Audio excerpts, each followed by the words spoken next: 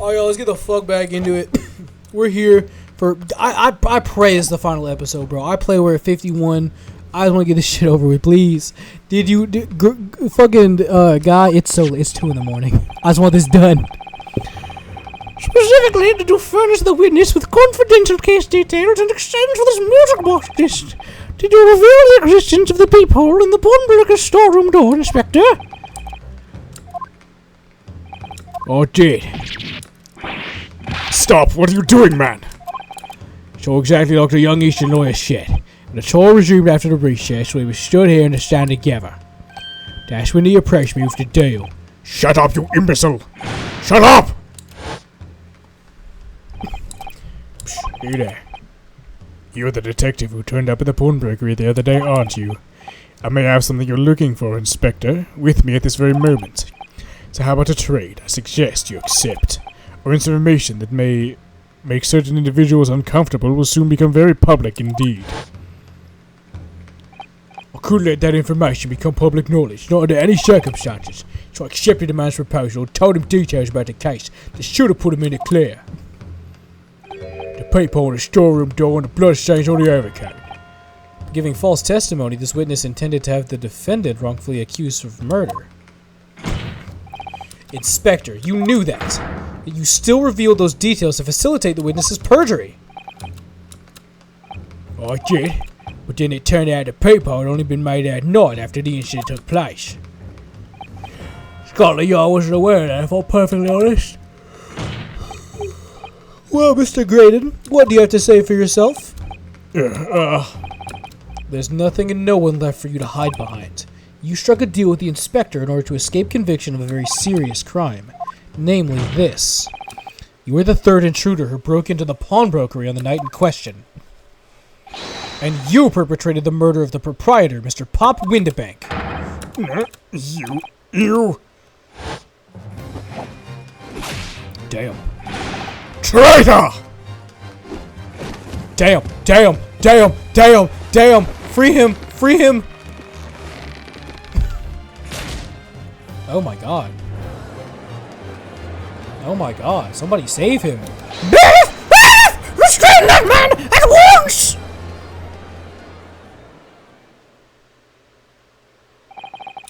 That's it then. It's all over.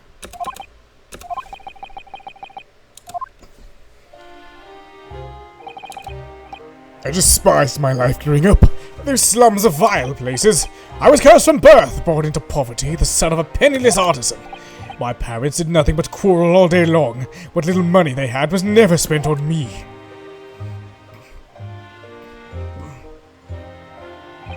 So I set about studying, to better myself, to one day escape from that hellhole. And you eventually became a communications officer. I admire your determination. Wait, what?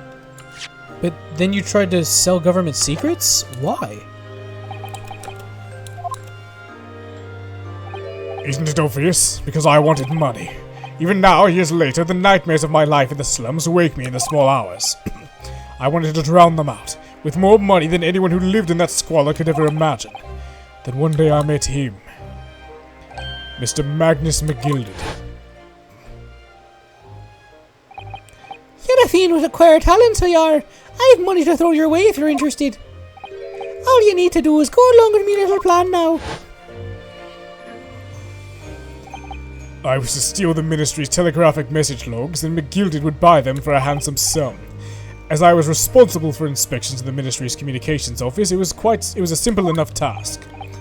The lure of the devil's offerings, how easy it is to succumb. But you must surely realize the seriousness of the crime you are committing. And for that reason, I took great lengths to ensure that my actions were untraceable. By using the music box. My father was a brickmaker, and though my mother divorced him when I was still a child. Yes, Mr. Mason Milverton. That's right. He was very skilled with his hands.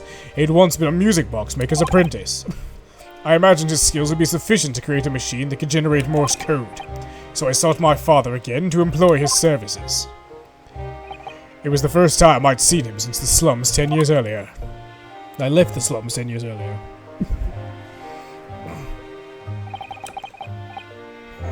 little wrestler, what finds into become me? He was a different man to the one in my memory. A thin, frail old man.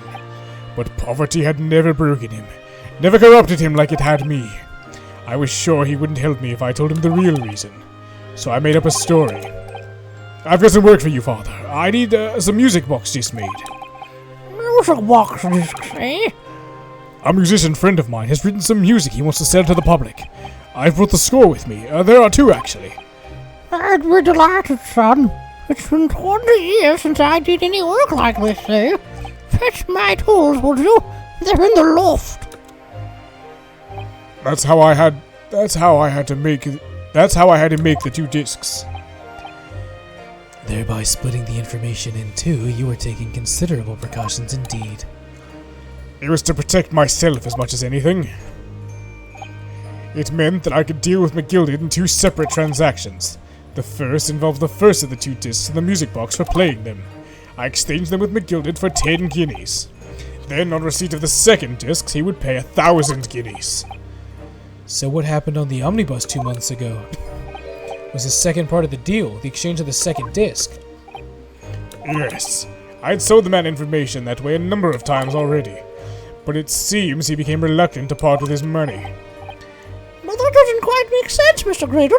For why was it on that omnibus 2 months ago? Your father, Mr. Milverton, was the one dealing with Mr. McGilded and not yourself. When I received the 1,000 guineas after my first completed dealings with Mr. McGilded, I decided to give 200 to my father for his troubles. But my father realized something was amiss. In time, he worked out that I must be involved in something dubious. And when he did, he said to me, Next time there's an exchange, you let your old man do it, understand? Otherwise, I won't take your money anymore. Oh. That was my father's way of dealing with it, I suppose. Climb into the omnibus, hand over the second disc, and take the money from McGilded, that's it. He had no idea what was actually on the disc I asked him to make, he never knew. Just like I'll never know why everything went so horribly wrong that night. All I know is the disc was taken from him, and he never returned home.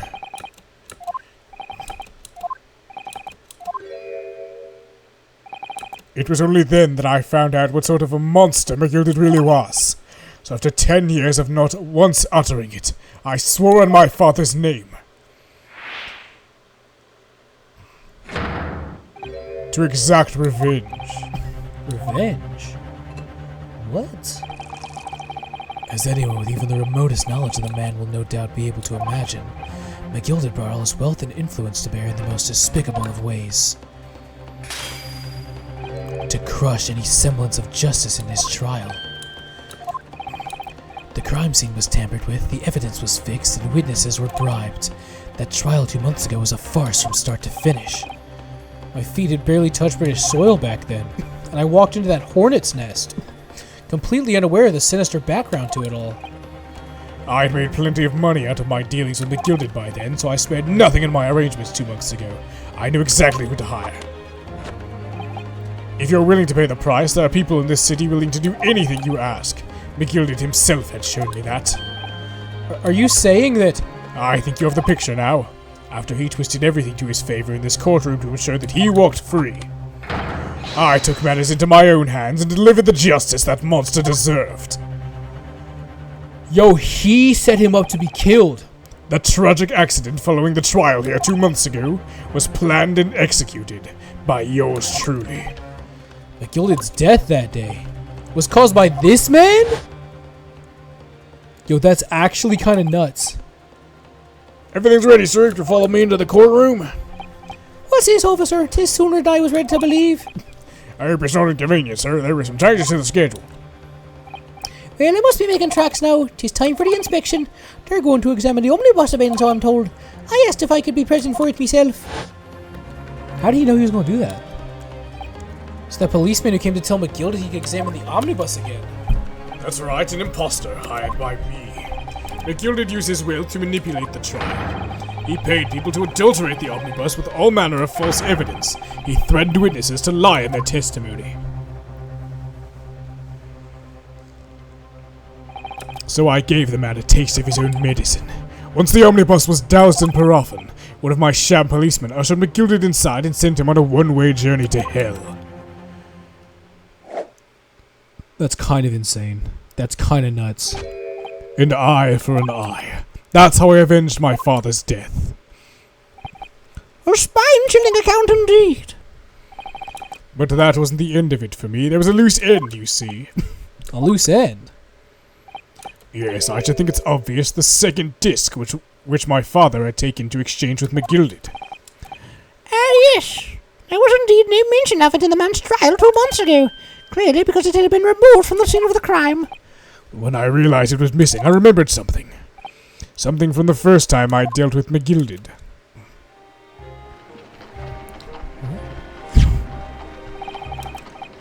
This is the first of the 2 discs in the music box. You need to play them. Well, look at that now. What an ingenious little invention. So then, as promised... So then, as promised, 10 guineas for the young man. What's this? What's this? Winterbank's Pawnbroker, eh? Aye, it is a pawnbroker's ticket, so it is. You can use it to redeem an article I've deposited there for you. There's no need to give a name. Just hand over the ticket and fiend the watchword. Tell the fiend the watchword. I put a jewel in the pawn for you. It'll fetch a good 10 guineas if you sell it, so it will. I've never heard of a pawnbrokery being used in quite that way before. Have you noticed, Mr. Graydon? London's pawnbrokeries are very useful places, you know. Each one's like an extremely secure vault. Oh, so he put it in the pawnbrokery. So I knew that if he'd taken steps to hide the disc, it would be in that pawnbrokery somewhere. And on the night he killed my father, he must have entrusted the ticket to someone. Yeah, to Gina. I remember now, we first met you at Windibank's that afternoon 2 days ago. Your description of Miss Lestrade written down. How'd you know who you were looking for? From the trial, that pickpocket's testimony was clearly peculiar. Anyone could see that. I realized immediately she was another one of McGilded's pawns, that he must have threatened her somehow. I was fairly convinced it would be her who had the ticket, so I started to make some enquiries. I had a strong suspicion the girl would come out of the woodwork on the redemption deadline. He was absolutely right. And yes, sure enough, she did. All I needed to do was wait until the girl went to Windibank's to redeem the articles. But unfortunately, she redeemed only McGilded's overcoat and the one disc that was in its pocket. The all-important music box with the second disc inside was missing. Because it had already been forfeited 2 days earlier. But I was unaware of that fact. Had I not been, I could have avoided my nighttime excursion. Meanwhile, as our investigation into stolen government secrets was progressing, we picked up on the fact that McGilded was involved. Inspector, you recovered fast.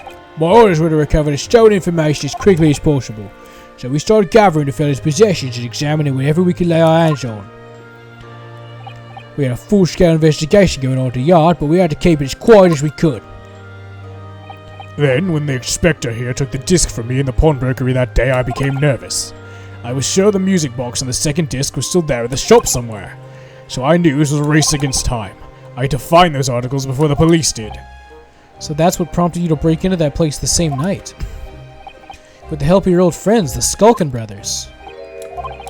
What happened that night in the pawnbrokery I can only describe as a nightmare.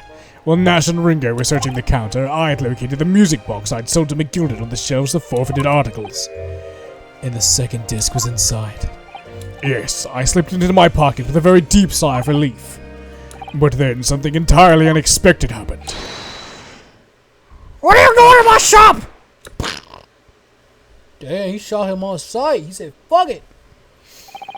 A gunshot rang out in the shop, and I felt a sharp pain in my left arm. The broker fired his gun, and the bullet pierced your limb. Yes, exactly. But unfortunately, I decided to bring my own gun with me that night, just in case. Bang. Damn. Before I knew what was happening, I had fired back. The man had already turned to flee. I hadn't intended to fire in his direction, much less kill him, but unfortunately for both of us, the bullet hit home. It struck him in the middle of his back as he fled through the storeroom door for refuge. Oh, sorry tale. It all took place in the blink of an eye. I don't imagine Nash and Ringo even realized what had happened at first. I was terrified, so I fled. And that's the whole story. That's everything that happened at Winterbanks on that wretched night. So why would... Did they ever explain why Gina was holding the gun?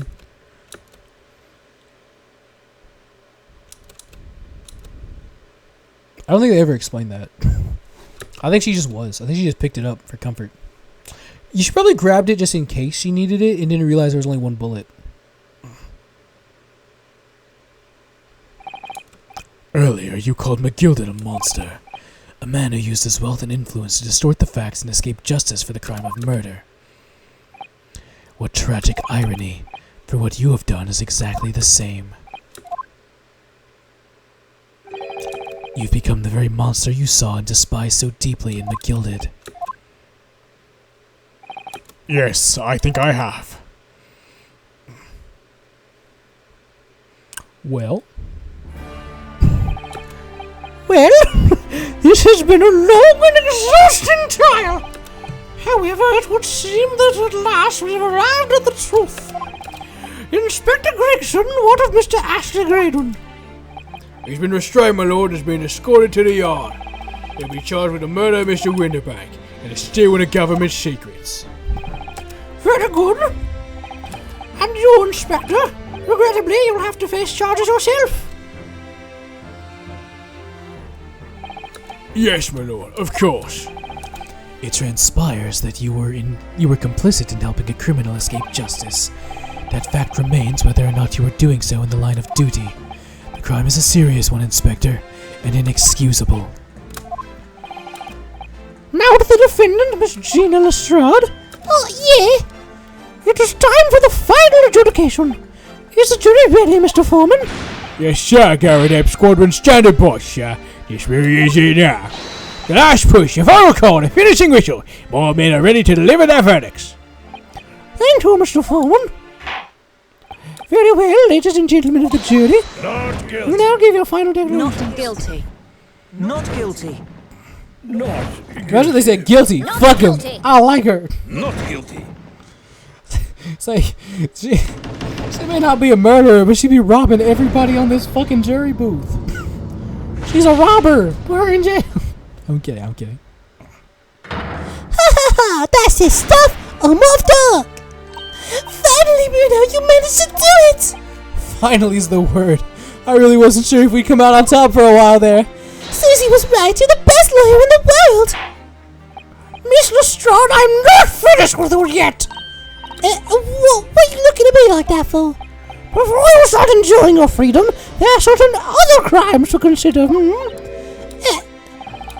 months ago in my courtroom, no less, you gave a false testimony, did you not? And in relation to the trial today, not only did you unlawfully enter Winterbank's pawnbrokery, you also attempted to abscond with Mr. McGilded's property, it seems. I never done nothing of the sort. Of course not. It's not like you were gleefully wearing McGilded's coat in your cell yesterday or anything. Oh, and just when I thought I was getting excited about throwing a party for Ginny this evening, and turning our attention to the defense, determining that when played together, the music box just contains a message in Morse code, it was certainly a most unexpected revelation, Counsel. What the fuck does that have to do with anything? Quite so, my lord. The prosecution was caught entirely off guard. In fact, I think we should applaud my Lord Fred's courage here today. I propose a toast to demanding the government secrets be disseminated before the entire courtroom.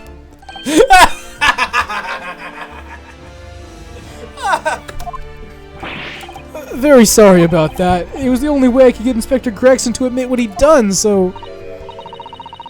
If I may say something on that point... It's something about the sounds produced by the music box before. I do wonder if that was really Morse code at all. What are you saying, madam? Oh, well, it's just that I'm rather fanatical when it comes to Morse code, you see. So much that the whole world seems to be covered in dots and dashes to me, in fact. Goodness, madam, an unhealthy level of obsession, one feels. But I must say that, in my opinion, the sounds produced by those two discs were nothing more than that. A meaningless series of two different tones. What? Can that really be? It wasn't Morse code after all? My lord, the defense would like to listen to the music box again. Are you off your nut? How many times did I tell you those just contain ministerial secrets, sunshine? This courtroom is not an appropriate forum to discuss the nature of government communications. We know McGilded conspired to trade national secrets with our enemies, secrets acquired from Mr. Graydon. Now that the man has admitted to his crimes, we have no further need to pursue the matter. That's really going to bother me. Miss Lestrade? Yeah, my lord. That which you have seen today in this courtroom has been extremely disturbing. Falsified evidence, intimidation, perjury, a grim catalogue of depravity. An appalling experience to befall any child. Come on, it ain't nothing I didn't see most days in the back slums. I beg your pardon? If you're weak, you pay for it. That's just how life goes. Gina. But look, I reckon I've worked something out today. The world ain't fair, but if you want to change it, you've got to start at home. You've got to change how you are yourself. Well, it's a very laudable lesson, I would say. I eagerly look forward to the born again Miss Lestrade never gracing my courtroom with her presence again. Now, with regard to the murder of Mr. Pop Winterbank, proprietor of a pawnbrokery business on Baker Street, I hereby declare the defendant, Miss Gina Lestrade, not guilty! Yo, we clutched. Yo, juror number 2, see me after the game. Juror number 2. I got some plans for you. Juror number 2. What did we... Oh, I forgot. They do fucking fireworks. I was like, what did we just say about you not committing crimes? What did we just say about you not committing crimes? That is all. Court is adjourned. I'm going to bed. I'm very old and I have a long day today. What the fuck was that? Oh shit. What we doing here, bro? What are we doing here? On a personal note, I must say you've surprised me, my Far Eastern friend. Oh. Despite being a Nepalese, I'll never get over the racism in this game, bro. you saw through the pretense to the malice that festered within that Englishman. And at the same time, you saw through the grime to the surprising heart of your English client. You have a curious talent for judging character, especially considering our very different cultures. I don't think there's anything curious about it. Whether we're from the Empire of Great Britain or the Empire of Japan, we're all human beings. We're not so very different on the inside. You know, I took this case for one very simple reason. To lock swords with you once again here in the courtroom. You did?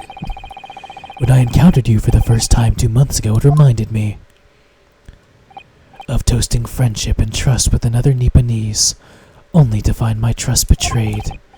Through you, I hope to look into the eyes of the man I once knew, and try to understand. You mentioned something similar earlier today about your total betrayal at the hands of a Japanese. What happened exactly? Well, you may ask. And on one day when the time comes, you will learn the answer, whether you like it or not. Alright, I'll wait then. I'm not gonna push you. I don't care that much. Asshole. Coming to be known as the Reaper of the Bailey, in my retirement from service 5 years ago, it gives me cause to wonder if our meeting has some sort of deeper purpose. So, farewell, my learned Nepalese fellow, until we meet again. Lord Van Zees is too cool. I'm not gonna lie to y'all. Bro is actually too cool. Damn, it's 5:24 p.m. Yo, it's 2:27 a.m. in real life. It's done. It's over at last. But where did Iris disappear to? There's Gina. Ah, congratulations, Gina. I knew it all along. I knew you were innocent. Well, you did what you said, Mr. Norado. You believed in me right up until the end. You're as old as your name. What's odd about it? I told you I had faith in you, didn't I? No, we never asked before, see? Kept a promise, I mean, properly. That's awful. I'll figure something out today. All my life growing up in the slums, I never trusted no one. But that's just because I've been scared of being stabbed in the back. I mean, the more you trust someone, the more else will let you down. Yeah, I think I can understand that. After all, I had a taste of it in that trial 2 months ago. I chose to trust someone and paid for it. That betrayal left a big scar. You know though, Gina, I worked something out quite recently too. Trusting in someone else is really an exercise in learning to trust yourself. And when your gut tells you it's the right thing to do and your trust is rewarded, there's no better feeling in the world. I think I have you to thank for reminding me of that valuable lesson. Oh, well, if you say so, don't make a fat lot of sense to me, though. I'm trying to say that putting my faith in you, Gina, has been a real pleasure. For crying out loud, back it in! Can I look at the court record? Can I look at people? Am I not in this fucking list? Because I know Susato's 16, which is still crazy to me. I thought they were like young adults. I thought they were in a college. Iris is 10. That's so nuts. What are they doing living together, bro? Pop Windabang being 48 is also crazy. I bet bro stinks. I bet bro smells bad. Baron Van Zeeks is crazy. Barack Van Zeeks. Boy, suppose I sort of feel the same way. I mean, sometimes trusting someone else is, alright. Thanks. Appreciate you, Gina. This is the way I see it, Rinosuke. A defense lawyer is only as good as his faith in his client. And that comes down to how much faith he has in himself. After this experience, I'm starting to feel like I understand what you mean. Kazuma, am I living up to your expectations? Am I turning out to be the lawyer you believed I could be? Pardon the interruption. What a douche amount to be noticed right here, my dear fellow. Ah, that voice.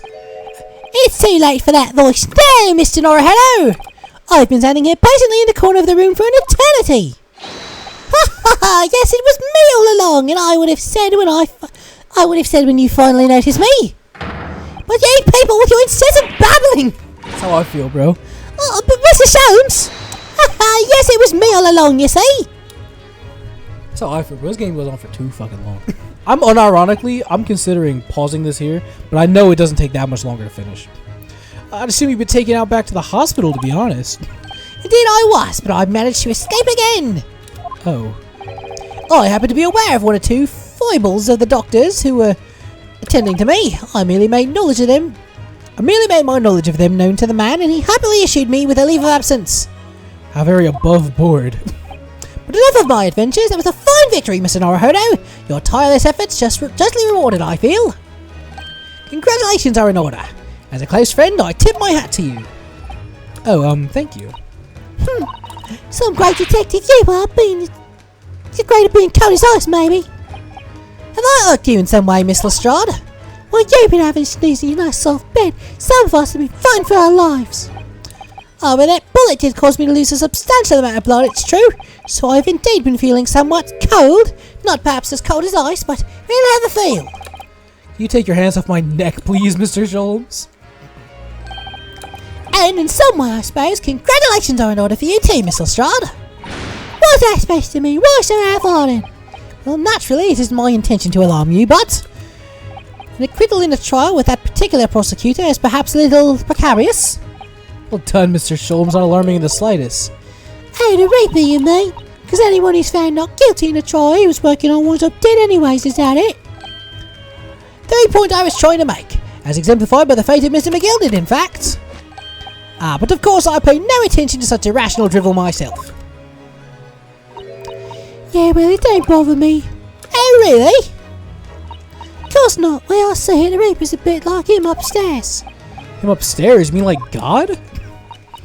Yeah, him upstairs knows what's what, right? He's what people are like on the inside. He won't have got the wrong end of his stick. There's some codes like that block trying to want to brought to the core. At the end of the day, him upstairs makes sure to get what they deserve. I guess that's one way of looking at it. Divine justice is one thing, though. The Reaper taking matters into his own hands and claiming the lives is another. Why I locked him McGillis in this world, so I ain't scared. I've got principles, see? A trait in you is which to be admired, Miss Lestrade. I'm gonna end the episode here. I really did not want to do this. I really did not. But my throat hurts, and I do not want to ruin my voice. So let me end the episode. let me end the episode. Thank you so much for watching. I will see. Tomorrow or the next one we do is 100. It's the last one. I swear to God, it has to be the last one. Thank you for watching. I'll see you next time. Bye bye.